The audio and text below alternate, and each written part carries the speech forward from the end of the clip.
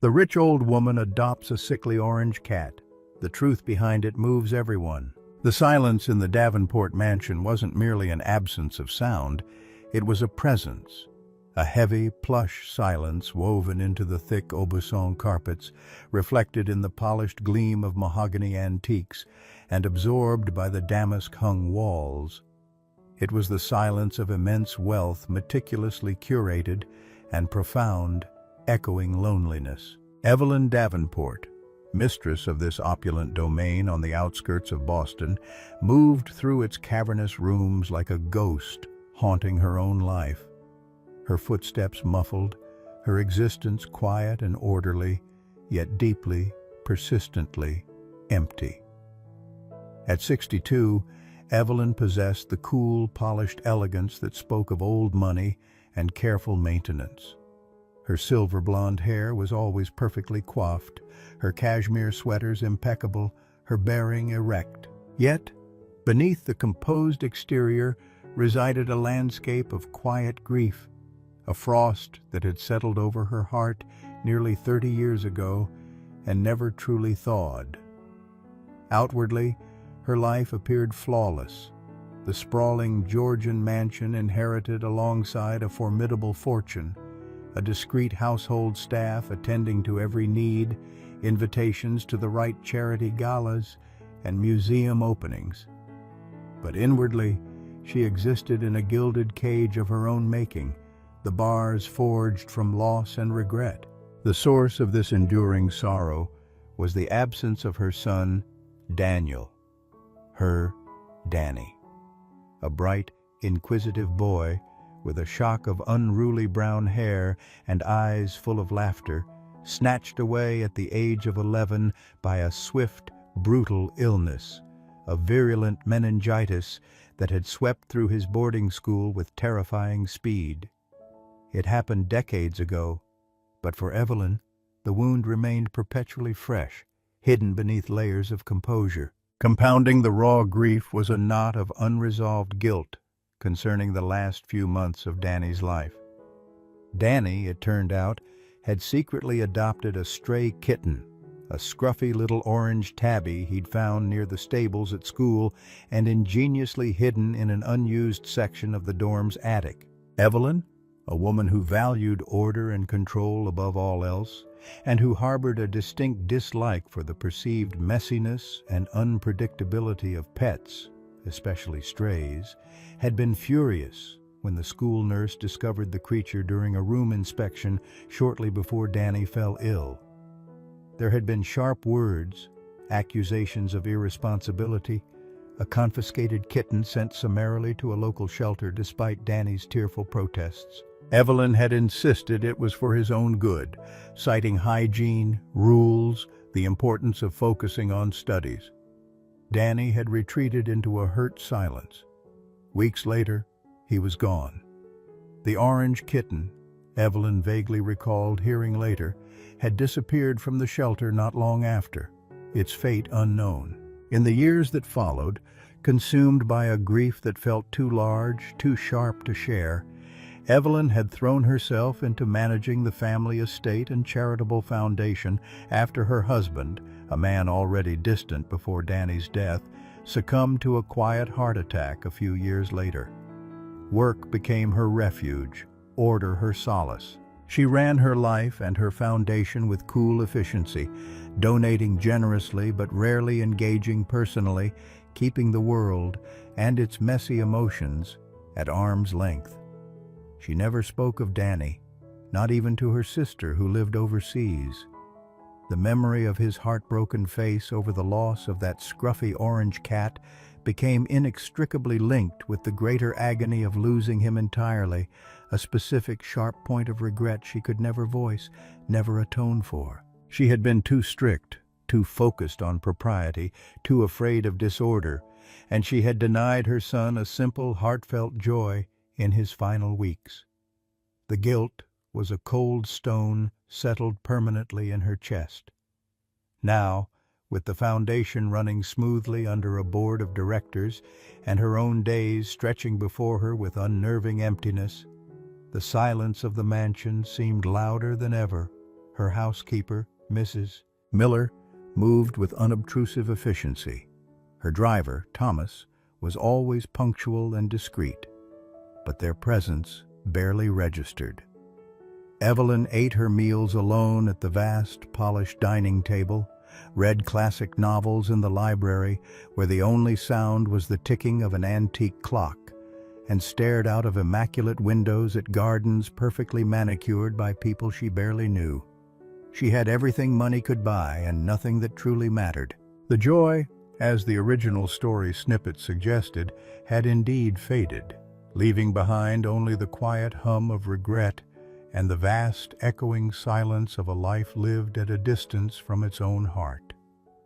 One crisp afternoon in early November, the relentless perfection of the mansion felt particularly suffocating.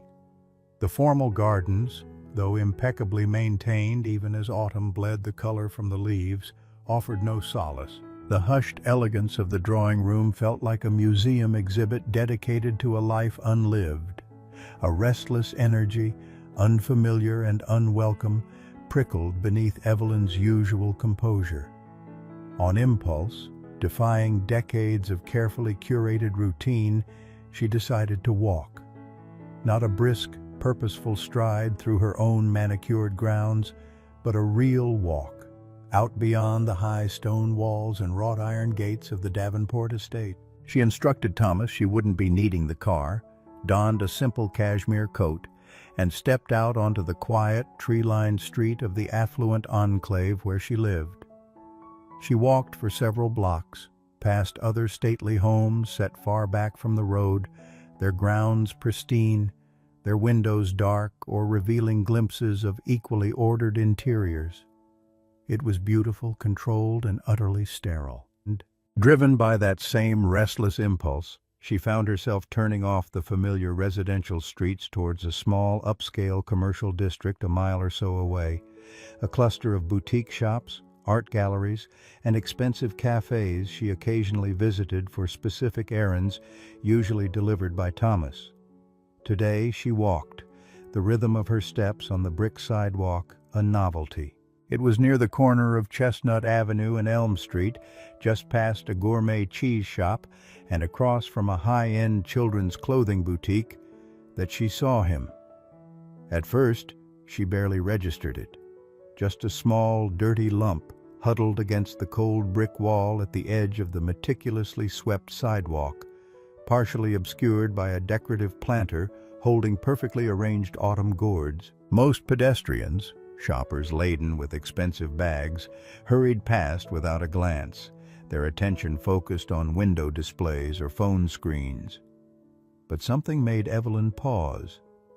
A flicker of color within the dirty bundle. Orange. A sickly, dull orange, matted and sparse. She stepped closer, hesitantly, her usual reserve warring with a sudden sharp pang of something. Pity? Revulsion? Recognition? It was a cat. An orange tabby, though barely recognizable as such.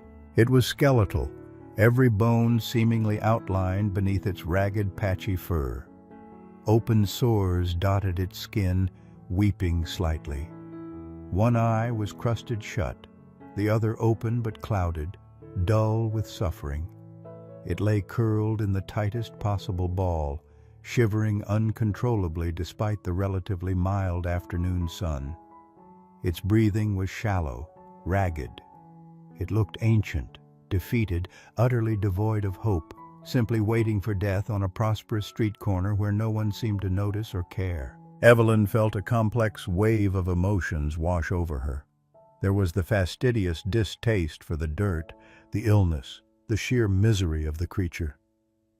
There was the familiar discomfort with stray animals, a reminder of disorder, of things outside her control. But beneath that, something else stirred, sharp and painful, an echo from 30 years ago. The image of Danny's face, tear-streaked and pleading, as she'd refused to let him keep his scruffy orange stray. The memory of that other lost cat. This cat wasn't Danny's cat, of course. That was impossible. Yet the sight of this specific creature, orange, vulnerable, utterly abandoned, suffering, struck a resonant chord deep within her carefully guarded heart. It felt like an apparition, a tangible manifestation of her long-buried regret. She stood there for a long moment, frozen, while shoppers flowed around her. She should walk away. Call animal control, perhaps, though she doubted they'd respond quickly or with much compassion for a creature so obviously near death. It wasn't her problem. It was messy, unpleasant, and would disrupt her carefully ordered afternoon. But she couldn't move. Looking at the shivering cat, she didn't just see a dying stray. She saw a flicker of her lost boy's earnest love for a similar creature. She felt the sharp sting of her own past rigidity, her failure to recognize the importance of that small, forbidden joy in his short life. Saving this cat wouldn't bring Danny back. It wouldn't undo the past. But not saving it, walking away from this echo, felt like compounding the old failure, turning her back yet again. With a resolve that surprised even herself, silencing the voice of fastidious Evelyn Davenport, who hadn't touched anything unclean in years, she knelt beside the pathetic creature. "Oh, you poor thing," she whispered, her voice rusty from disuse in genuine conversation. She shrugged off her expensive cashmere coat, heedless of the dirt and potential disease, and gently, carefully, scooped the frail, trembling body into its soft folds. The cat was disturbingly light, barely registering as weight, its shivering intense against her hands. It was too weak to struggle, managing only a faint, rattling hiss that devolved into a pathetic cough. Clutching the bundle carefully, Evelyn stood up, drawing the attention of a few curious onlookers now. Ignoring their stares, she turned and walked quickly, purposefully, back the way she came, her steps firm, her direction clear. She needed to get him help. She needed to get him home. This small, dying orange cat, found on a prosperous street corner, had somehow breached the walls of her gilded cage, carrying with him the ghosts of the past and the unexpected, terrifying possibility of a different future. Returning to the imposing silence of the Davenport mansion, carrying a filthy, potentially diseased, dying stray cat, was a dissonance so profound it felt almost surreal. Mrs. Miller, the housekeeper, opened the massive oak door, her eyes widening almost imperceptibly at the sight of Mrs. Davenport, usually the picture of immaculate composure, holding a soiled bundle wrapped in her own expensive coat. "Mrs. Davenport? Is everything all right?" the housekeeper stammered, her professional neutrality momentarily failing her. "Fine, Martha," Evelyn replied, her voice tight but controlled. "Please call Dr. Lee at the Beacon Hill Veterinary Clinic. Tell him I have an emergency case, a severely ill stray cat. Ask if he can see us immediately. I'll bring him myself." She swept past the astonished housekeeper and headed towards the rarely used back mudroom. Gently, she laid the bundled cat down on an old towel she found in a cupboard. Under the brighter light, his condition looked even more appalling. The patchy fur, barely covered skin stretched taut over sharp bones. The sores looked inflamed, infected. His breathing was alarmingly shallow. He didn't move, only shivered violently. Dr. Lee, whose clinic catered to the pampered pets of Boston's elite and who had treated Evelyn's parents' pedigree Persian years ago, agreed to see her immediately, his curiosity likely piqued by the unusual urgency from the notoriously reserved Mrs. Davenport regarding a stray. Thomas drove her, his expression carefully neutral as Evelyn sat in the back of the gleaming Rolls-Royce, the towel-wrapped bundle held gently on her lap. The Beacon Hill Veterinary Clinic was state-of-the-art, smelling faintly of antiseptic and expensive pet shampoo. Dr. Lee, a kind, silver-haired man, ushered Evelyn into an examination room immediately. He carefully unwrapped the cat, his professional assessment beginning instantly. He worked gently but efficiently, checking temperature, heart rate, respiration, examining the eyes, mouth, and skin, probing the sores. His prognosis, delivered quietly after the examination, was grim.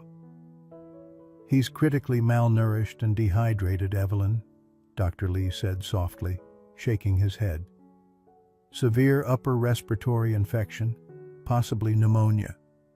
Those skin lesions look like advanced mange, complicated by secondary bacterial infections, and based on his temperature, he's dangerously hypothermic. Frankly," he paused, choosing his words carefully, "his chances are extremely poor. Even with intensive care, it will be a long, difficult battle, and there are no guarantees. Euthanasia might be the kindest option." Evelyn looked down at the small, still form on the stainless steel table. Every logical part of her mind agreed with Dr. Lee. This was a creature beyond saving, its suffering immense. Prolonging it seemed cruel. Yet the image of Danny's face flashed in her mind again. His fierce love for that other orange cat, her own harsh dismissal. Walking away felt impossible. It felt like failing him all over again. "No," she said, her voice surprisingly firm. "No euthanasia. Do whatever you can, doctor. Whatever it takes. Expense is not an issue." Dr. Lee looked at her, surprised but nodding slowly. "All right, Evelyn. We'll give him every chance. We'll start IV fluids immediately, antibiotics, oxygen therapy, medicated baths for the skin, nutritional support. He'll need to stay here in intensive care for at least several days, possibly longer." Evelyn agreed, authorizing the extensive treatment plan without hesitation. She left the clinic feeling strangely drained, yet resolute. The cost was inconsequential. The emotional investment, however, felt enormous, terrifying. The next few days were a blur of anxious waiting and twice daily visits to the clinic. Evelyn sat quietly beside the incubator where the cat, whom the clinic staff had started calling Sonny due to his faded orange color, lay hooked up to tubes and monitors. He remained mostly unresponsive, his survival hanging by a thread. Evelyn found herself talking to him, just as she had on the drive over, quiet murmurs about the weather, the garden, anything to fill the sterile silence, though she wasn't sure if he could hear or comprehend. It was during these quiet vigils beside the incubator, watching the frail rise and fall of Sonny's chest, that the memories of Danny began to surface with an intensity she hadn't allowed in decades. She remembered his small hands, surprisingly gentle, petting the stray he'd hidden. She remembered the fierce protectiveness in his eyes when she'd confronted him. She remembered the specific cadence of his voice, choked with tears, pleading, "But Mama, he doesn't have anyone else." And she remembered her own cool response, focused on rules and propriety, dismissing the depth of his attachment, the purity of his compassion. The regret was a physical ache. Caring for Sonny now, pouring resources and attention into saving this fragile life, felt less like simple charity and more like a desperate, belated act of penance. It wasn't that Sonny was Danny's cat, or even a stand-in for Danny himself. It was that the act of nurturing this specific creature, orange, vulnerable, needing the care she hadn't allowed her son to give, became a powerful, painful catalyst. It cracked open the carefully constructed dam, holding back 30 years of suppressed grief, guilt, and unspoken apologies. Sitting beside Sonny's incubator, Evelyn wasn't just watching a stray cat fight for life.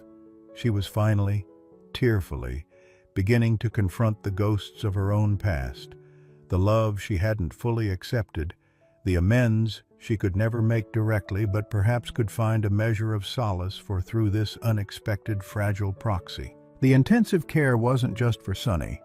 It was, in a profound way, for Evelyn herself. Against all odds, Sonny began to respond to the intensive treatment. It was a slow, incremental process, measured in fractions of ounces gained, slight improvements in breathing, the gradual clearing of the infection clouding his one good eye. Dr. Lee remained cautiously optimistic but stressed the long road ahead. After nearly 2 weeks in intensive care, he deemed Sunny stable enough, though still incredibly weak and needing significant ongoing care, to be discharged, provided Evelyn felt equipped for the demanding home nursing required. Evelyn didn't hesitate. She had Mrs. Miller prepare the small, sunlit conservatory room off the library, transforming it into a recovery suite with soft bedding, heating pads, easily accessible low dishes, and all the medications and supplies prescribed by Dr. Lee. Bringing Sunny home felt both daunting and deeply significant. The initial weeks were intense. Sunny was still skeletal, his fur patchy, his sores needing daily cleaning and application of medicated ointments. He ate little, requiring patient coaxing with high-calorie supplements multiple times a day. He spent most of his time sleeping, conserving energy for the immense task of healing. Evelyn, shedding her usual reliance on staff for all practical matters, took on the nursing herself. She learned to administer subcutaneous fluids, gently clean infected skin, patiently offer food on the tip of her finger, and simply sit quietly nearby, offering a calm, reassuring presence. Her large, silent mansion, usually echoing with emptiness, now held a focal point. Her days, once marked by aimless wandering through perfect rooms, now had structure, purpose. She found herself rising early, not dreading the empty hours, but thinking first of Sunny's needs. She learned the specific weak meow that signaled his discomfort, the subtle shift in his posture that indicated he might accept a little food. She, who had delegated nearly every aspect of her life, found a quiet satisfaction in the hands-on work of caregiving. And as Sunny slowly, painstakingly began to mend physically, Evelyn felt an equally profound, though less visible, mending begin within herself. Caring for Sunny wasn't just about tending his physical wounds, it was about tending her own long-neglected emotional ones. Each small victory in his recovery felt like a small release for her own pent-up grief and guilt. When Sunny finally took a few tentative steps out of his bedding, exploring the conservatory with wobbly legs, Evelyn felt a surge of quiet joy she hadn't experienced in years. When he first managed a weak, rumbling purr as she gently stroked his recovering fur, tears welled in her eyes, tears not just of relief for him, but of release for herself. The act of nurturing, of offering unconditional care to this fragile creature who demanded nothing but received everything she could give, was deeply cathartic. It allowed her to access the tenderness she had kept locked away since Danny's death, the maternal energy she had suppressed along with her grief. Talking softly to Sunny as she cleaned his sores or coaxed him to eat became a way of talking to the past, of acknowledging the regrets without being paralyzed by them. She wasn't making amends to Danny, but she was making peace with herself, learning to forgive her past self through present compassion. Months passed. Sunny's transformation was remarkable. The sores healed, leaving faint scars hidden as his orange fur grew back, thick and surprisingly soft. He gained weight, filling out from a skeletal frame into a sleek, though still slender, cat. His clouded eye cleared, revealing 2 bright, intelligent amber orbs. He began to explore beyond the conservatory, venturing cautiously into the library, then the hallway, eventually claiming the entire mansion as his domain, albeit with a quiet, unassuming air. He remained a gentle, somewhat reserved cat, perhaps marked by his early hardships, but his bond with Evelyn became deep and unwavering. He would follow her from room to room, curl up on the ottoman near her chair in the evenings, sometimes leap silently onto her lap, purring contentedly as she read. He became the heartbeat of the quiet house. Evelyn, too, was transformed. The brittle composure was still there, but softened now by a genuine warmth in her eyes, a quicker smile. The crushing loneliness had eased, replaced by the simple, profound comfort of companionship. She still managed her foundation, still attended necessary functions, but her focus had shifted. She found herself declining optional evening events, preferring a quiet night at home with Sonny curled nearby. She even started talking more openly, albeit cautiously, with Mrs. Miller about my cat, sharing small anecdotes about his progress. One afternoon, sitting in the library with Sonny asleep on her lap, Evelyn looked at the framed photograph of Danny on the mantelpiece, the one where he was 11, grinning, holding a baseball bat. The usual accompanying stab of guilt was absent, replaced by a quiet, aching tenderness, a sense of peace she hadn't thought possible. Saving Sonny hadn't changed the past, hadn't brought Danny back. But it had allowed Evelyn to finally reconnect with the love that had been buried beneath decades of grief and regret. In rescuing a dying stray cat, Evelyn Davenport had, against all odds, rescued herself, finding not just a companion, but a path back to her own heart, filling the gilded cage with the quiet, unassuming warmth of unconditional love and acceptance. The transformation wasn't lost on others, though few understood its depth. Mrs. Miller commented one morning with careful deference, "It's lovely hearing him purr about the place, Mrs. Davenport. Brightens things up." Even Thomas, the driver, noticed she seemed less distant, occasionally asking about his family or commenting on the changing seasons with genuine interest, often prompted by Sonny watching intently from a window as they pulled away. Dr. Lee, during one of Sonny's routine checkups, now a picture of health, sleek and bright-eyed, remarked, "He's done wonders, hasn't he? And I dare say he's not the only one who seems brighter." Evelyn merely smiled, a soft, genuine expression that reached her eyes. There was no grand announcement, no dramatic unveiling of her journey. The healing was quiet, internal, reflected in the small details of her life.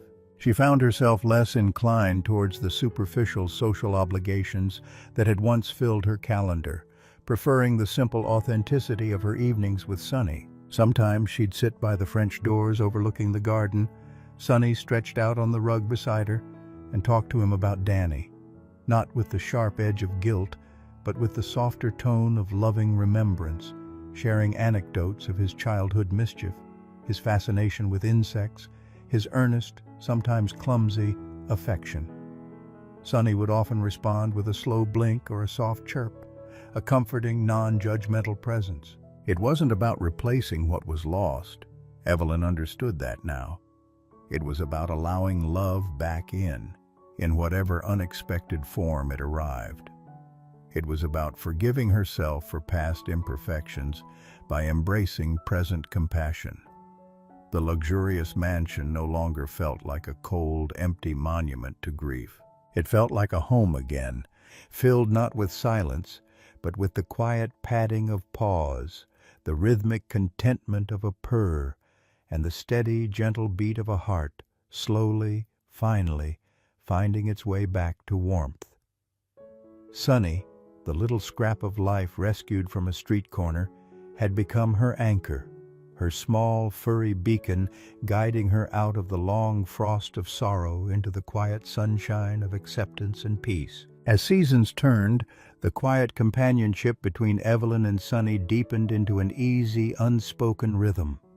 The sprawling mansion, once a monument to loss, now felt comfortably inhabited. Sonny, fully recovered and confident, had favorite perches: the back of the library sofa, a specific patch of sunlight on the oriental rug, the foot of Evelyn's bed. He would often greet Thomas at the door with a friendly chirp when the driver arrived, a small gesture that never failed to make the reserved man smile. Even Mrs. Miller, the housekeeper, admitted to occasionally pausing her dusting to watch Sonny chase a stray sunbeam, acknowledging the light he'd brought back into the house. Evelyn found herself slowly re-engaging with the world, but on her own terms. She established a significant grant through her foundation, dedicated to supporting local animal shelters and rescue groups, particularly those dealing with critically ill strays. She didn't seek publicity for it, finding quiet satisfaction in knowing she was extending the same chance Sunny had received to other forgotten creatures. She even reconnected via video call with her sister overseas, sharing stories not just of foundation work, but of Sunny's latest antics, finding it easier now to speak of simple joys. Sometimes, sitting quietly with Sunny purring heavily on her lap, the warmth seeping into her bones, Evelyn would think back to that cold street corner. It felt like another lifetime, another version of herself who had walked past suffering without seeing it, trapped in her own frozen grief. Finding Sunny, caring for him, hadn't been a magical cure, but an opening. He had been the catalyst, the small, vulnerable creature who had demanded her attention, her care, and in doing so had inadvertently chipped away at the ice around her heart. Looking at his peaceful, trusting face, she felt a profound sense of gratitude. He was a living, breathing link to her past, not through shared blood, but through shared resilience, a testament to the enduring power of love and the unexpected paths that lead back to life even after the deepest winter. The stray cat and the puppy were always together after that fateful day. The truth that followed surprised everyone. What could possibly link a wary stray cat and a clumsy, abandoned puppy, making them utterly inseparable on the harsh city streets? You might assume it's just survival instinct, but the truth is a stunning, life-saving secret hidden within their unique bond. Discover how this ordinary-looking cat possesses an unbelievable, untrained ability to predict the puppy's dangerous medical emergencies moments before they strike. Want to know how their incredible story unfolds? Subscribe to our channel, like this video, and listen to the full narrative now. The yowl was unnatural, a high-pitched, insistent cry that clawed its way out of the scruffy gray cat's throat. Sharp and urgent, she wasn't attacking the lanky adolescent puppy cowering beside her near the overflowing dumpster. She was warning him or trying to control him. She darted in front of him as he tried to stumble towards a discarded pizza crust, physically blocking his path with her small, wiry body. She yowled again, batting a paw, claws clearly sheathed, against the side of his head with surprising gentleness. Sarah, walking her own golden retriever on the other side of the alley, stopped short, leash tightening in her hand. She'd seen this odd pair, the perpetually wary-looking stray cat and the goofy, slightly clumsy stray puppy, skulking around the neighborhood edges for a few weeks now, always together. Usually, she just felt a pang of pity. But this interaction was bizarre. It looked like the cat was bullying the much larger puppy, yet there was no aggression in her stance, only a strange intensity. The puppy, Buster, whined, looking confused and distressed. He tried to push past the cat, Cleo, again. Cleo let out another piercing yowl and repeated the head-batting, more insistently this time, pushing him backwards, forcing him to sit on his haunches. He looked up at her, his tail tucked, a tremor starting in his legs. "Hey, leave him alone," Sarah called out instinctively, taking a step forward, thinking the cat was being cruel. Cleo shot Sarah a fleeting, hostile glance, but immediately refocused on Buster, her yowling softening slightly into a strange, guttural moan. She pressed her body against his side, leaning into him. Buster whimpered, his eyes glazing over, and then it happened. Buster's legs buckled. He collapsed onto the grimy pavement, his body stiffening, then beginning to convulse in a full-blown seizure. His limbs jerked erratically, foam flecked his muzzle. Sarah gasped, frozen for a second in shock. The pizza crust lay forgotten. Cleo didn't run. She stayed right beside the convulsing puppy, placing a paw gently on his shoulder, continuing her low, rumbling moan, as if trying to anchor him through the storm engulfing his body. The seizure lasted perhaps a minute, though it felt like an eternity. As Buster's body finally went limp, consciousness slowly returning, Cleo stopped moaning and began intently licking his face. Sarah stood stunned, her earlier interpretation shattered. The cat hadn't been attacking the puppy. She had somehow seemed to know the seizure was coming, and she had tried to warn him, to stop him, to protect him. How? The question hung heavy in the sudden, unnerving quiet of the alley, the only sound Buster's ragged post-seizure breaths and Cleo's soft, rhythmic licking. What dark magic or hidden instinct bound these two creatures together?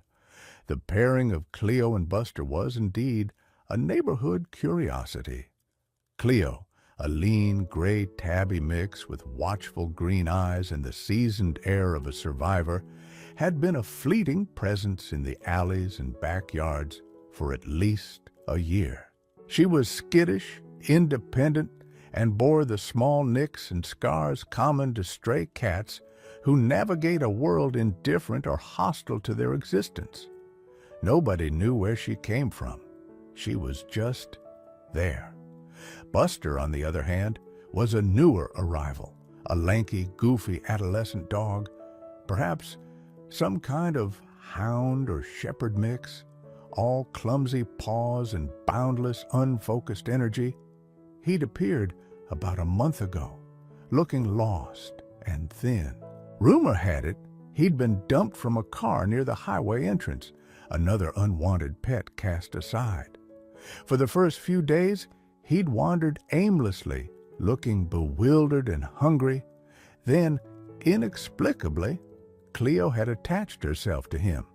Or perhaps he had attached himself to her. It was hard to say. But after one particularly harsh rainstorm, what Sarah and others would later refer to as that fateful day when their constant companionship truly began, they were suddenly inseparable. Maybe Cleo, perhaps having raised kittens in her past, felt a maternal pang for the vulnerable, clumsy puppy. Maybe Buster, alone and scared, simply latched onto the first creature that didn't chase him away. Whatever the reason, they became a unit. Cleo, with her street smarts, often seemed to lead the way, navigating dumpsters and potential shelter spots. Buster, with his larger size, perhaps offered a modicum of protection, his goofy loyalty unwavering. Sarah Miller, a veterinary technician at the local clinic, had observed them with professional curiosity mixed with the usual citizen's concern. She lived nearby and walked her own dog, Lucky, along the same paths, often seeing Cleo and Buster huddled together under park benches or trotting side by side down alleys. She worried about them: traffic, starvation, disease, the coming winter. But like most people, she hadn't known how to intervene effectively with two seemingly feral animals, especially a wary cat. But witnessing Buster's seizure and Cleo's baffling, seemingly predictive behavior changed everything. It wasn't just about two strays surviving together anymore. One of them had a serious, potentially life-threatening medical condition. And the other seemed to possess an awareness that defied easy explanation. Sarah's professional instincts kicked in alongside her compassion. Buster needed veterinary assessment immediately. And Cleo? Sarah needed to understand what she had seen. Was it a fluke? A bizarre dominance ritual? Or was the cat truly sensing the seizures before they occurred? As Buster slowly recovered from the episode, licking weakly at Cleo's insistent grooming, Sarah made a decision. She couldn't walk away. She couldn't leave Buster vulnerable to another seizure on the streets, nor could she ignore the mystery of Cleo's actions. Her training, her empathy, wouldn't allow it. She carefully backed away, formulating a plan. Her goal was now clear and urgent. Capture both animals safely, get Buster the medical evaluation he desperately needed, and try to determine the truth behind the stray cat's strange, intense, and seemingly prescient behavior. The fate of this unlikely pair now rested on her ability to intervene. Getting Cleo and Buster off the streets proved far more challenging than Sarah anticipated. Her first attempts at approaching them with food were met with deep suspicion from Cleo. The cat would allow Buster to approach Sarah cautiously for a handout, but she herself remained at a distance, a low hiss rumbling in her chest if Sarah moved too quickly or got too close to the puppy. Capturing Buster alone seemed impossible. Cleo was always there, ready to shield him or lead him away at the first sign of perceived threat. Sarah began a campaign of patient observation. She adjusted her dog-walking route to pass their usual haunts more often, always carrying high-value treats like cooked chicken or tuna. She'd sit quietly some distance away, talking softly, letting them get used to her presence. Slowly, Cleo's wariness began to lessen, though never disappeared entirely. Buster, naturally more trusting, would wag his tail tentatively and inch closer for the offered snacks. During this period of observation, Sarah witnessed the disturbing pattern repeat itself twice more. On one occasion, Buster was trotting happily ahead when Cleo suddenly sprinted in front of him, yowling that strange, high-pitched cry and batting at his nose until he stopped, looking bewildered. Less than 2 minutes later, Buster stumbled, his legs giving way in a milder episode. Not a full convulsion, but a clear loss of coordination and consciousness for several seconds. Cleo stayed beside him, nuzzling him until he recovered. The second time, Cleo became agitated while Buster was simply resting, nudging him awake, pacing restlessly, and making soft, distressed, chirping sounds. Soon after, Buster experienced another visible tremor and period of disorientation. The correlation was undeniable, at least to Sarah. Cleo wasn't just reacting to the seizures, she was reacting before them. Sarah scoured veterinary journals and online forums. While stories of dogs alerting owners to seizures were well documented, finding reliable information on cats performing this function, especially for another species like a dog, was rare and often anecdotal. Yet, what she was seeing felt real, consistent. Her concern for the animals grew daily. Winter was approaching, bringing colder nights and scarcer food sources. Buster seemed perpetually thin despite the food Sarah provided, and his episodes, though perhaps not life-threatening yet, left him vulnerable. Cleo, while resourceful, was constantly on edge, burdened by her protective duties. Their life on the streets was precarious. Sarah faced multiple complications. She contacted animal control again, explaining her observations about the possible seizures and the cat's predictive behavior. The dispatcher was polite but dismissive.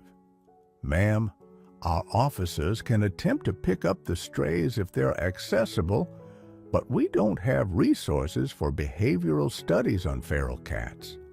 If the dog is having seizures, it likely needs vet care, possibly euthanasia if it's severe and untreatable." the response felt cold, bureaucratic. She spoke to her colleagues at the veterinary clinic. Some were intrigued by her story, others, frankly, skeptical. "Cats are sensitive, Sarah. Maybe she's just reacting to subtle changes we don't see," one vet suggested. "Or maybe it's stress-induced behavior from living rough."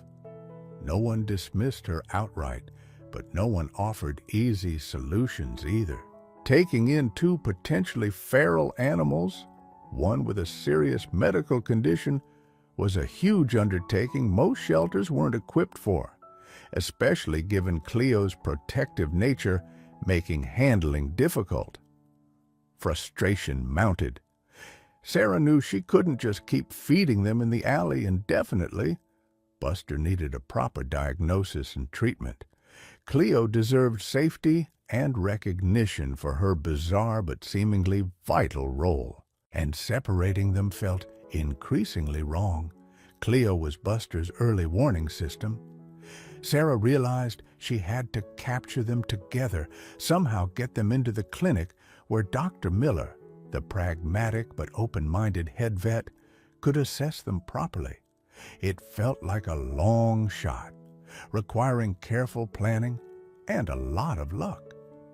The image of Buster collapsing and Cleo's frantic, gentle ministrations spurred her on. She wouldn't give up on them. Sarah knew capturing Cleo and Buster together required strategy. Cleo's wariness and fierce protection of Buster meant a standard catch-pole approach was likely to fail or cause extreme stress. She decided the best option was a large, humane box trap, the kind used for trap-neuter return programs, big enough to hold both animals comfortably without immediate crowding. Borrowing one from the clinic, Sarah spent several evenings patiently baiting the trap in a quiet alleyway the pair frequented. She started by leaving food near the unset trap, then inside the entrance, gradually moving it further back over consecutive nights. Cleo remained suspicious, circling the trap cautiously, but Buster's hunger often won out, and Cleo would eventually follow him partially inside while he ate, always ready to bolt. Finally, one cool evening, lured by the irresistible scent of roasted chicken Sarah had placed deep inside, both animals ventured fully into the trap. With a soft click, the spring-loaded door shut behind them. There was a moment of frantic scrambling inside, but the trap held firm. Sarah rushed over, covering the trap with a blanket to help calm them, speaking in low, soothing tones.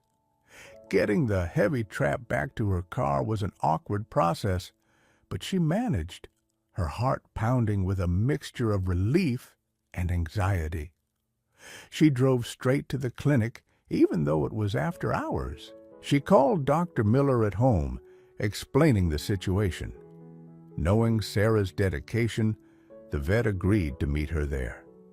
Inside the clinic's quiet examination room, they carefully transferred Cleo and Buster to a large, secure kennel designed for multiple animals or large dogs, placing food, water, and soft bedding inside. Cleo immediately retreated to the furthest corner, positioning herself protectively in front of Buster, her green eyes tracking every move Dr. Miller and Sarah made. Buster, seeming less stressed now that Cleo was with him, sniffed around curiously before curling up near the back. Dr. Miller performed a visual exam from outside the kennel. Buster appeared underweight and slightly dehydrated, but otherwise stable for the moment. Cleo looked lean, but surprisingly healthy, apart from obvious stress. "Okay, Sarah," Dr. Miller said. "I'm still skeptical about this prediction theory, but clearly the dog has episodes, and the cat is bonded to him. Let's keep them comfortable here overnight. We'll sedate Buster lightly tomorrow for a proper workup. Blood tests, maybe check for toxins. Neurological basics. We'll observe Cleo's behavior closely. I've authorized the overnight tech to keep an eye on the kennel camera feed. The breakthrough came sooner than expected. Around 3 a.m., the overnight technician, reviewing the kennel camera feed as instructed, witnessed it firsthand. The footage was undeniable. Cleo, who had been resting quietly, suddenly became alert, pacing back and forth in front of the sleeping Buster.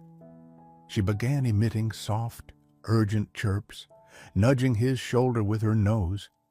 She then tried to gently push his head down towards the bedding. Buster stirred, looking groggy. A minute later, his body went rigid, and a mild seizure began. Tremors, slight paddling of the limbs, momentary loss of awareness. Cleo immediately ceased her agitated behavior and lay down beside him, pressing against his flank, making low, rumbling purrs until the episode passed and Buster settled back into sleep. The technician immediately called Dr. Miller, who reviewed the time-stamped footage remotely. When Sarah arrived early the next morning, Dr. Miller met her with a look of astonishment. "Sarah, you were right. I've watched that footage 3 times. The cat absolutely initiated specific, unusual behaviors before the seizure started. It wasn't vague anxiety, it was targeted. I've never seen anything like it between species." The subsequent veterinary workup confirmed Dr. Miller's suspicion. Buster likely suffered from idiopathic epilepsy, common in some breeds, but often manageable with medication. Cleo, meanwhile, was given a clean bill of health. The truth was now undeniable, confirmed by clinical observation and video evidence. Cleo, the wary stray, possessed an extraordinary untrained ability to detect and warn Buster of his impending seizures. Their bond wasn't just companionship, it was a unique interspecies life-saving partnership forged on the streets. Sarah felt a wave of vindication, quickly followed by the daunting reality of their situation. Knowing the truth changed everything. Cleo and Buster couldn't be treated as separate cases or typical strays. Their survival, especially Buster's, depended on them staying together. Sarah's role instantly evolved. She wasn't just their rescuer, she was now their advocate, responsible for ensuring this incredible bond was understood and protected. Finding a path forward for this extraordinary pair became her urgent, unwavering mission. The revelation of Cleo's ability created a buzz within the clinic, but it also presented a significant dilemma. Dr. Miller started Buster on a low dose of anti-seizure medication, explaining to Sarah that finding the optimal dosage could take weeks or months, and breakthrough seizures were still possible. "Cleo's alerts aren't just fascinating, Sarah," Dr. Miller emphasized. "For now, they're a critical part of his management plan. They give a warning, allow for intervention like moving him to a safe spot, potentially lessening injury during an episode." This underscored the absolute necessity of keeping the pair together, but finding a suitable placement proved incredibly difficult. Standard animal shelters were out of the question. They lacked the resources and understanding to manage such a unique case, and separation was the likely outcome. Adoption felt like searching for a needle in a haystack. Who would willingly take on not just a dog with epilepsy, but also a semi-feral cat whose well-being was intrinsically linked to the dog's condition? Sarah began tirelessly working her network. She contacted breed-specific rescues, though Buster was a mix, organizations specializing in bonded pairs, and sanctuaries for special needs animals. The responses were discouraging. Waiting lists were long, facilities were full, or their focus was strictly canine or feline, not equipped for an interspecies pair with medical needs. Many politely expressed amazement at the story, but ultimately couldn't help. Cleo and Buster remained at the clinic, confined to the large kennel run. While safer than the streets, the environment was stressful, particularly for Cleo. She spent hours rigidly watching clinic activity through the kennel door. Her appetite waned, and her protective instincts sometimes translated into hissing at staff attempting to clean or medicate Buster. Buster, sensing Cleo's stress and missing the freedom of the outdoors, became more lethargic between his monitored episodes. Sarah visited them daily, spending hours just sitting quietly nearby, trying to provide some comfort and normalcy, but she saw them both beginning to decline from the confinement. The pressure mounted. The clinic, while compassionate, couldn't house them indefinitely. Boarding costs, even discounted for Sarah, were adding up. Whispers about long-term solutions began, and Sarah knew that, for animals deemed unadoptable, those solutions often led down a heartbreaking path. She felt a growing sense of desperation, a dark night of the soul, where the initial triumph of discovery was overshadowed by the seemingly insurmountable challenge of securing their future together. Was bringing them in only to fail them worse than leaving them on the streets? The thought tormented her. Refusing to give up, Sarah decided to take a different approach. With Dr. Miller's permission, she carefully edited the security footage showing Cleo's alert behavior. She wrote a compelling narrative detailing their story: the abandonment, the unlikely bond, Buster's epilepsy, Cleo's incredible predictive ability, and their urgent need for a special home together.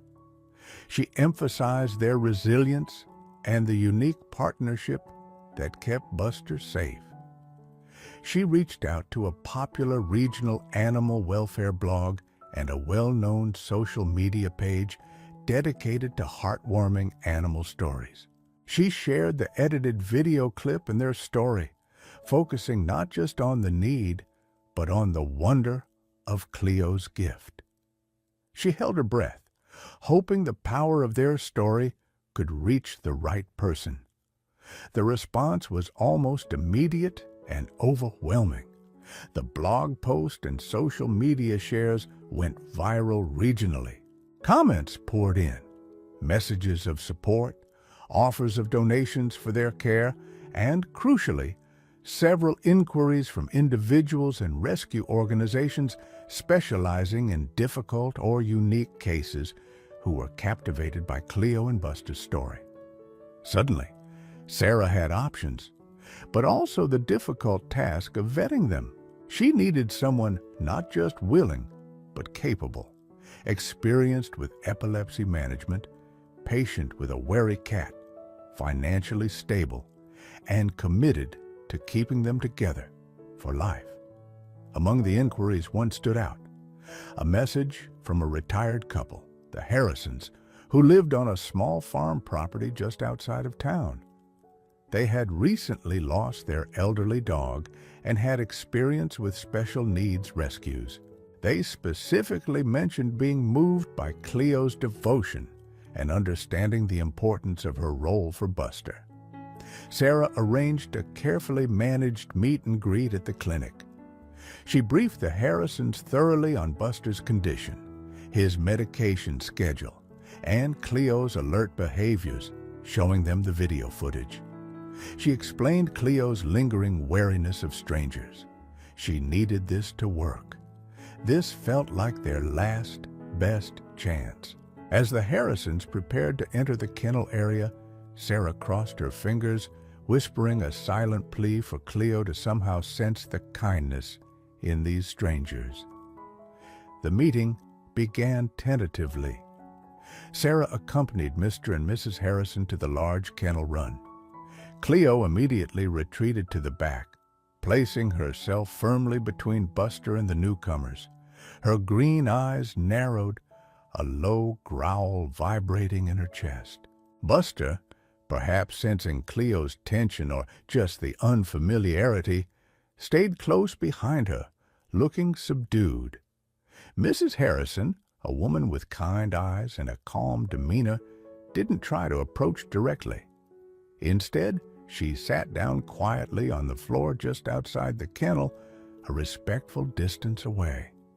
Mr. Harrison stood beside her, equally still.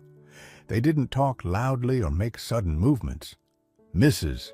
Harrison simply began speaking in a soft, gentle voice, not specifically to the animals, but just filling the space with calm reassurance.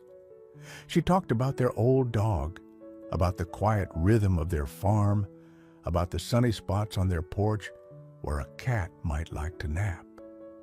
Sarah watched, holding her breath.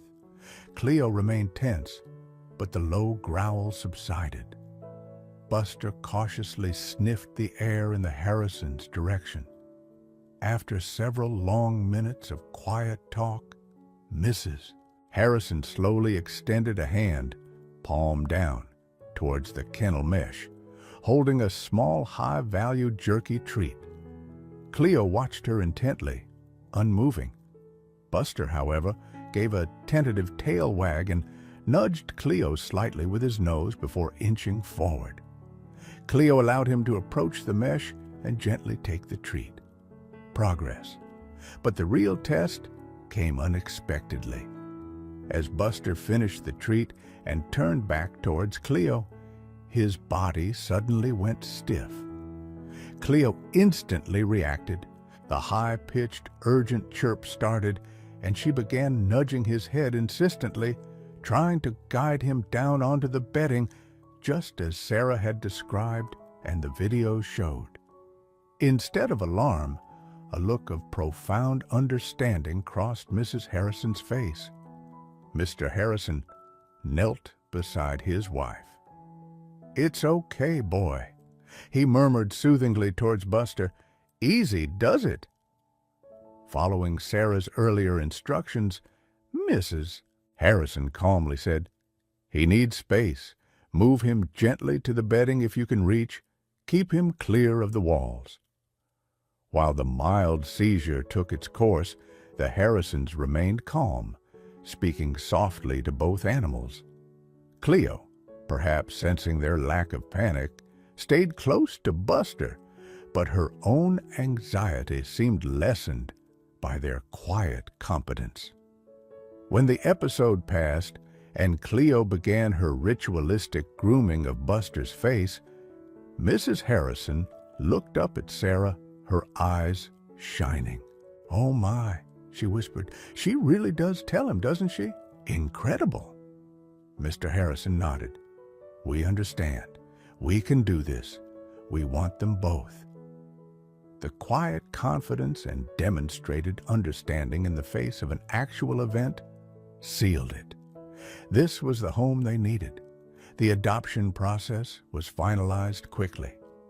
A few days later, Sarah drove Cleo and Buster to the Harrison small farm. It was peaceful, with fenced pastures, warm sunlight filtering through large trees, and a cozy farmhouse.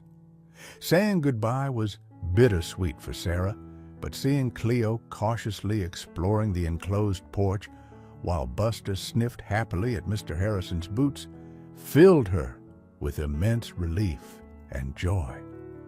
Sarah received regular updates from the Harrisons over the following months. Buster's epilepsy was being well managed with medication adjustments, guided often by Cleo's continued reliable alerts. Mrs. Harrison reported that Cleo, while still maintaining a certain reserve, had claimed the sunniest spot on the porch as her own, and had even started tentatively seeking lap time in the evenings. She remained fiercely devoted to Buster, their bond the undeniable center of their world. The Harrisons cherished them both, marveling daily at the cat's intuition and the dog's resilience. The surprise that echoed through the community wasn't just that two strays found a home, but the revelation of Cleo's hidden life-saving gift and the extraordinary depth of the bond forged between a cast-off puppy and a wary stray cat. Their story, shared carefully by Sarah and the Harrisons, became a local touchstone, featured in the clinic newsletter and the animal welfare blog again, this time as a success story. It challenged perceptions about stray animals and highlighted the profound, often mysterious connections within the animal kingdom. For Sarah, the experience was transformative. It reinforced her commitment to veterinary work and advocacy for difficult cases. Visiting Cleo and Buster on the farm months later, she watched them resting together in a patch of sunlight. Buster, healthy and content. Cleo relaxed and watchful, the constant fear replaced by quiet confidence. She saw Cleo nudge Buster, not in warning this time, but in simple companionship, before curling up beside him. It was a quiet scene, a world away from the grimy alley and the desperate fight for survival. Sarah realized that sometimes the greatest truths aren't loud declarations, but silent acts of devotion.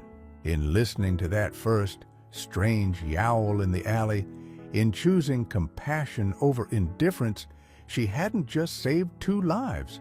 She had borne witness to an extraordinary testament of interspecies loyalty, a reminder that value, intelligence, and love can be found in the most overlooked and unexpected corners of the world if only one takes the time to look and to listen.